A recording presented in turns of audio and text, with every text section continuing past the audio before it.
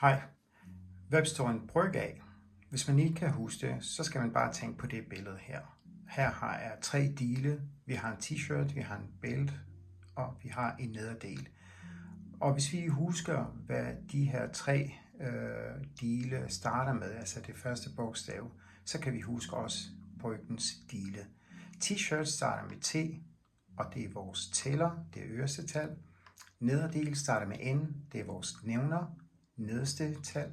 Og så har vi mellemstregen, som kaldes for brygstreg. En bryg bliver kaldt for en bryg, fordi det udgør en del af en hel. Så den er ikke større end den enhed, den bliver delt i. Det vil så sige, når vi taler om almindelig eller ægte bryg, så er det fordi vi har en bryg, som tælleren er mindre end nævneren. Og når vi nu dividerer, fordi brygstreg betyder også division, når vi dividerer de 2 tal med hinanden, så får vi et resultat, der peger hen mod noget, der er mindre end 1. Og i dette tilfælde har vi 0,6.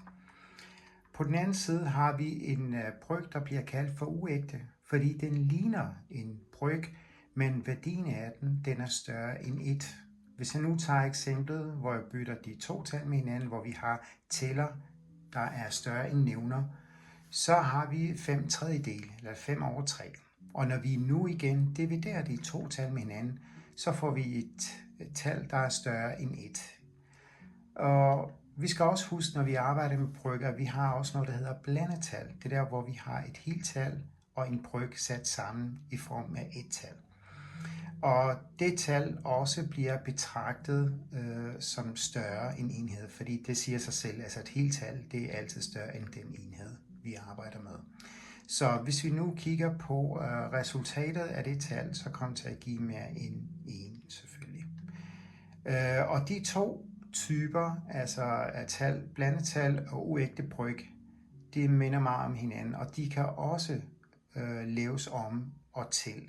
Det vil sige, at blandetal kan laves til uægte bryg, og uægte bryg kan laves til blandet tal.